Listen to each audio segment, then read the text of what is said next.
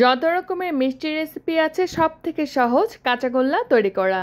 মাত্র দুটি উপকরণ দিয়ে খুবই কম সময়ের মধ্যে এই কাঁচাগোল্লাটি তৈরি করা যায়। আর এই কাঁচাগোল্লাটি খাওয়ার পর সবাই কিন্তু আপনার ফ্যান হয়ে যাবে। খুব সহজে চেষ্টা করেছি রেসিপিটি আপনাদের সাথে শেয়ার করতে।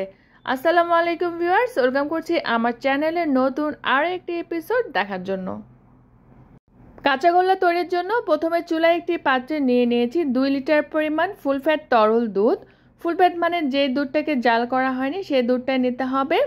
দুধটাকে জাল করে একটা বলক তুলে নেব। দুধটা কিন্তু খুব বেশি সময় ধরে জাল করার কোনো প্রয়োজন নেই। যখনই একটা বলক চলে আসবে এ পর্যায়ে চুলার জালটি অফ করে দিতে হবে। এরপর 1 মিনিটের মতো এভাবেই নেড়েচেড়ে দুধটাকে একটু ঠান্ডা করে নেব। এরপর 1/4 কাপ পরিমাণ ভিনেগার আর 1/4 কাপ পরিমাণ পানি দিয়ে একটা সলিউশন তৈরি করে সেই সলিউশনটা এই দুধের মধ্যে একটু একটু করে ঢেলে ছানা কেটে নেব। চাইলে কিন্তু লেবু দিয়েও ছানা কাটা যায়, তবে সেক্ষেত্রে লেবুর পরিমাণটা একটু বেশি লাগবে। এভাবে ভিনেগারের মিশ্রণটা দিয়ে আলতো করে নেড়েচেড়ে দিতে হবে। 2 থেকে 3 বারে একটু একটু করে দিয়ে যখন দেখবেন স্বচ্ছ পানি বের হয়ে যাবে এই পর্যায়ে বুঝতে হবে যে ছানা কাটা হয়ে গিয়েছে। ছানাটা যখন কেটে যাবে তখন কিন্তু খুব বেশি সময় ধরে পানিতে রাখা যাবে না। এ পর্যায়ে সাথে সাথেই তুলে একটি স্ট্রেইনারে ঢেলে নিতে হবে। আমি আগে থেকে একটি স্ট্রেইনারের উপরে সুতির পাতলা কাপড় বিছিয়ে রেখেছিলাম, সেখানে ছানাগুলোকে ঢেলে নিচ্ছি। এরপর নর্মাল টেম্পারেচারে পানি একটু একটু করে দিয়ে ছানাটাকে খুব ভালো মতো ওয়াশ করে নিতে হবে। এতে করে কুকিং প্রসেসটা বন্ধ হয়ে যাবে, সেই সাথে ভিনেগারের স্মেলটাও চলে যাবে। ছানাটাকে খুব ভালো মতো ধুয়ে তারপরে পানিটাকে নিংড়ে ফেলে দিচ্ছি। এরপরে মাথার দিকে একটি গিঁটটি লাগিয়ে ছানাটাকে এভাবেই রেখে দেব প্রায় 30 মিনিটের জন্য।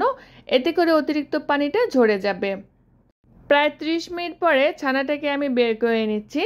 আর কাঁচাগোল্লা তৈরির জন্য ছানাটাকে খুব বেশি সময় ধরে পানিটাকে নিংড়ানোর প্রয়োজন নেই। ছানাটাকে হাত দিয়ে এভাবে একটু ম্যাশ করে নিতে হবে যেন কোনো রকমের দোলা না থাকে। এরপরে ছানাটাকে আমি 2 ভাগে ভাগ করে নিব। সমান 2 ভাগে ভাগ করে নিতে হবে। এই যে এভাবে আমি ভাগ করে নিয়েছি। এর থেকে একটি ভাগ আমি তুলে অন্য একটি পাত্রে রেখে দেব। এরপর বাকি অংশটাকে খুব ভালো মতো হাতের তালুর সাহায্যে মথে নিতে হবে প্রায় 4-5 মিনিটের মতো।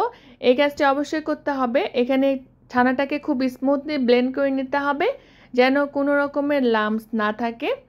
আমি হাতের সাহায্যে এভাবে করেই মথে নিচ্ছি। ছানাটাকে মথে নেওয়া হয়ে গেলে আমি অন্য একটি পাত্রে নিয়ে নেব, মানে চুলায় একটি প্যান বসিয়ে সেখানে ছানাটাকে দিয়ে দিচ্ছি। এরপরে দিয়ে দিচ্ছি 1/3 কাপ পরিমাণে কনডেন্স মিল্ক। এখানে চাইলে চিনিটা দেওয়া যায়, তবে চিনিটা না দিয়ে কনডেন্স মিল্কটা দিলে কিন্তু রেজাল্টটা বেশি ভালো আসে। মিষ্টির পরিমাণটা আপনারা চাইলে আরও একটু বাড়িয়ে দিতে পারেন, তবে কমিয়ে দিতে যাবেন না। তবে আমি যে পরিমাণে মিষ্টি এখানে দিয়েছি সেটাতে কিন্তু একদম পারফেক্ট মিষ্টিটা হয়েছে।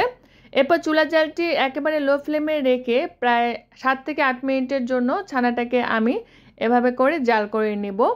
এভাবে জাল করতে করতে ছানাটা যখন অনেকটা টাইট হয়ে আসবে অথবা প্যানের গা ছেড়ে চলে আসবে এই পর্যায়ে ছানাটাকে নামিয়ে নিতে হবে, অথবা চাইলে হাতের সাহায্যে একটু চেক করে নিতে পারেন। যদি এভাবে দেখেন যে সুন্দর মতো এভাবে গোল্লার মতো হয়ে যাচ্ছে বা লাড্ডু তৈরি করা যাচ্ছে এই পর্যায়ে কিন্তু বুঝতে হবে যে হয়ে গিয়েছে। এখন ছানাটাকে নামিয়ে নেব। দেখতেই পাচ্ছেন যে ছানাটা কিন্তু পাতিলে গা ছেড়ে উঠে আসছে। এই পর্যায়ে নামিয়ে নিতে হবে। ছানাটাকে হালকা একটু ঠান্ডা করে নিব। হাত দিয়ে ধরতে পারবেন ঠিক এমন গরম থাকা অবস্থায় আমি যে আগে থেকেই ছানাটাকে তুলে রেখেছিলাম, মানে কাঁচা যে ছানাটা আছে সেটা দিয়ে এই কুক করা ছানাটার সাথে খুব ভালো মতো মিক্স করে নেব। রান্না করা ছানার সাথে কাঁচা ছানাটা খুব ভালো মতো ম্যাশ করে নিতে হবে। খেয়াল রাখতে হবে যেন কোনো রকমের লাম্পস না থাকে, না হলে কিন্তু গোল্লা তৈরি করা যাবে না। আমি একটু হাতের তালুর সাহায্যে খুব ভালোভাবে মিক্স করে নিচ্ছি। আমি বলেছিলাম মাত্র 2টি উপকরণ দিয়েই এই কাঁচা গোল্লাটা তৈরি করতে পারেন। মাত্র দুধ আর কনডেন্স মিল্ক হলে কিন্তু এই মিষ্টিটা খুব সহজেই তৈরি করে নেওয়া যায়। ছানাটাকে খুব ভালো মতো স্মুথলি মথে নিয়ে আমি মিষ্টিগুলো তৈরি করে নেব। আমি মিডিয়াম সাইজ করে মিষ্টিগুলোকে তৈরি করছি। মিষ্টিগুলো তৈরি করার পর চাইলে হাতের তালুতে এভাবে একটু করে নিতে পারেন, এতে করে স্মুথলি কিন্তু মিষ্টিগুলো তৈরি হয়ে যাবে, কোনো রকমের ফাটল থাকবে না। এরপর তৈরি করার পরে আমি গুঁড়ো দুধের মধ্যে একটু গড়িয়ে নিচ্ছি, চাইলে কিন্তু মাওয়াতেও গড়িয়ে নিতে পারেন। মিষ্টিটা তৈরি করার পরে 3 থেকে 4 ঘন্টার জন্য ফ্রিজের নর্মাল চেম্বারে রেখে একটু চিল করে তারপরে সার্ভ করবেন, এতে করে খেতে বেশি ভালো লাগে আর মিষ্টিটা অনেকটা শক্ত হয়ে যায়। এরপর উপর দিক থেকে পেস্তা বাদাম কুচি দিয়ে গার্নিশিং করে নিয়েছি। দেখার সৌন্দর্যের জন্য এটা টোটালি অপশনাল। দেখলেন তো কত সহজেই কাঁচাগোল্লা বা প্রাণহারা মিষ্টিটা তৈরি করে নিয়েছি। আর এটা খেতেও কিন্তু অসম্ভব রকমের মজার হয়। অবশ্যই একবার হলেও ট্রাই করবেন। আশা করছি আপনাদের কাছে ভালো লাগবে। ভিডিওটি ভালো লাগলে প্লিজ একটি লাইক করবেন, কমেন্ট করবেন, সেই সাথে আমার চ্যানেলের সঙ্গেই থাকবেন। সবাই খুব বেশি ভালো থাকবেন। বিদায় নিচ্ছি। আল্লাহ হাফেজ।